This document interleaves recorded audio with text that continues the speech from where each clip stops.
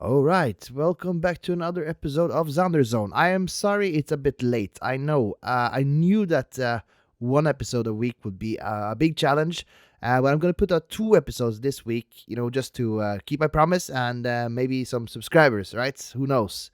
Um, this week, I want to go back to the past and I want to tell you guys a bit of a couple of games that I used to play as a kid. But I also want to show you some weird stuff that I discovered.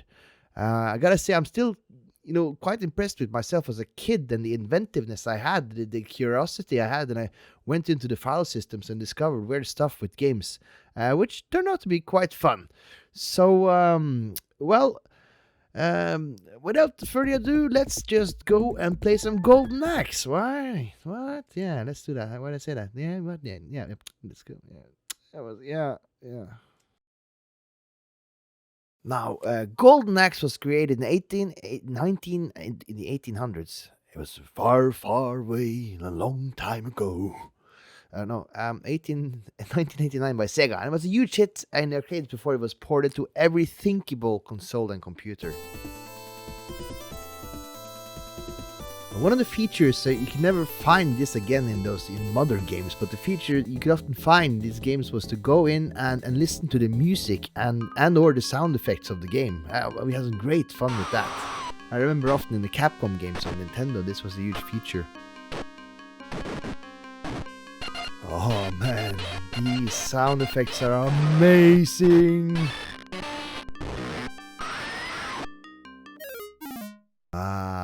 The magic of MIDI music. Those childhood memories of so many good games. Listen to this. It feels like I'm sitting around a pixelized medieval bonfire now, enjoying some pixel chicken, getting some XP and I don't know, health points.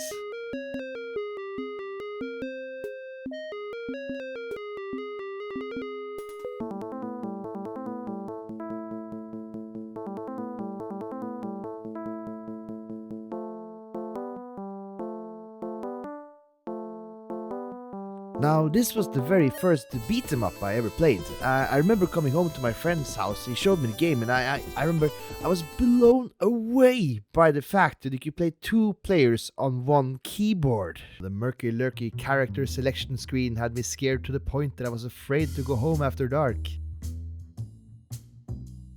You're given the choice of one out of three warriors, whom each has their own quarrel with the game antagonist, Death Adder.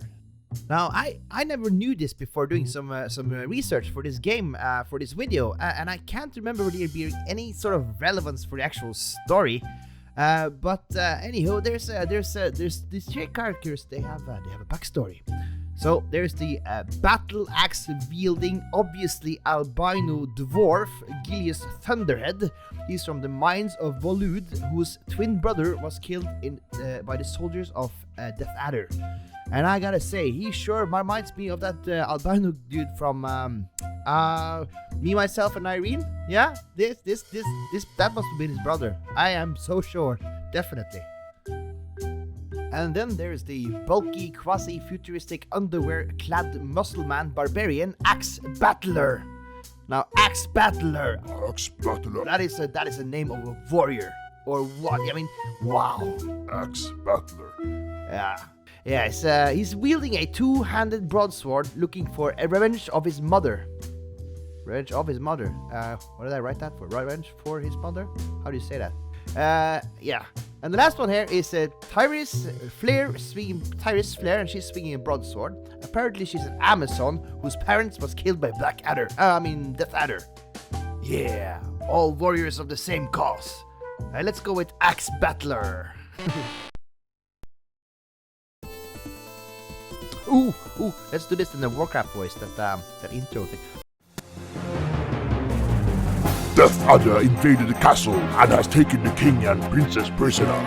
My good friend Alex was also killed in the battle. To defeat them is a must, and bringing peace to the land is my duty. How was that? Oh my god, I did that so good, didn't I? Yeah, that was so good. Was it good? How was that? I don't know. Alright, so the game. Pause. Jump. Super weird jumping sprites. Yeah. I still remember those like it was yesterday. I think it was yesterday I played this actually. This is a voiceover. Yeah. Okay, so yeah. Game on, huh? Look at how this axe battler guy is sort of sticking out, and the sprites of those bad guys look like they've been washed in the machine one too many times. Ah, the 80s classics. Sounds, man. Just getting to me. They really fly off the screen when you hit them, don't they? Ooh, these guys are the funniest. I mean, they put some obviously doped out hyperactive Santa's little helpers in there, and if you go over and kick them in the ass, they put out blue vials of magic. Another concept that was, I don't know if it was new to this game, but the concept of mounts. So pink barbed wire here will come riding on this, I don't know, chicken lizard thing, and you can punch her off, and you can ride the chicken lizard, and ride, rage havoc, if you can catch it. Wow, there should be awards for death screams like that. And like in any other fighting game from the era, this the hit detection system was a bit off, and sometimes you get caught in this one-sided yamamas like these. It can get really frustrating. Oh, it's selfie time again. Get him, kick it. Oh, that's a Sparta kick if I ever saw one. Look at that.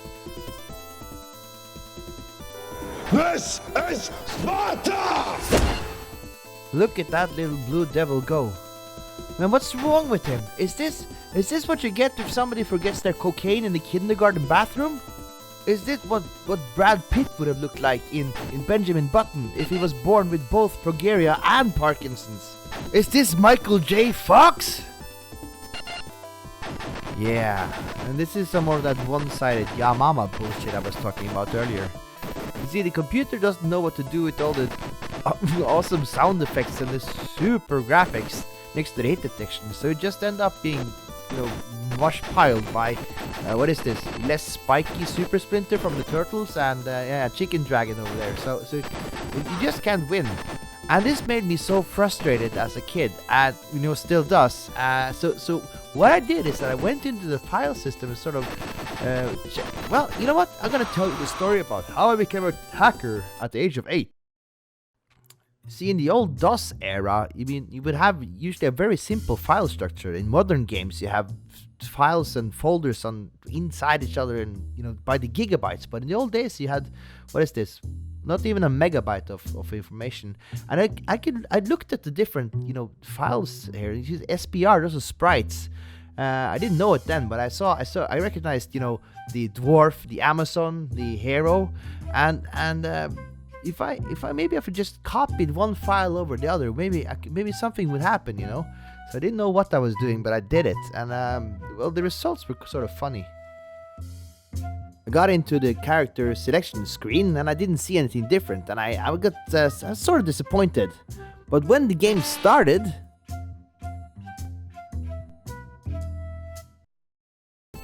it's less spiky Super Shredder from Turtles as the main character. He is now called Hammer Battler or something, but it worked, to my surprise. It was so funny. I mean, the ecstasy, the pure ecstasy I went through just finding out this. And look, hit detection, yes, it's the same. But it was so funny. I couldn't believe my eyes. So cool. I mean, what else could I do with this?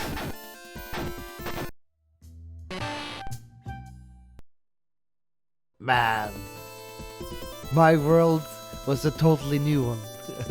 Imagine being like 8, I can't say about 8, but 8 or 9, discovering stuff like this. And actually the hit detection worked great with the chicken dragon. Chicken lizard dragon? Yeah, whatever. Look at that. Look at him go!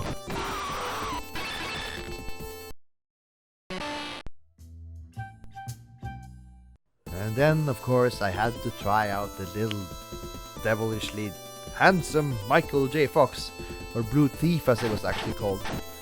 look at that. He was absolutely useless because I don't know what happened with hit detection there, but I couldn't hit anybody. So it was just more of a fun thing to try. He jumps really high though. Yeah, look at that.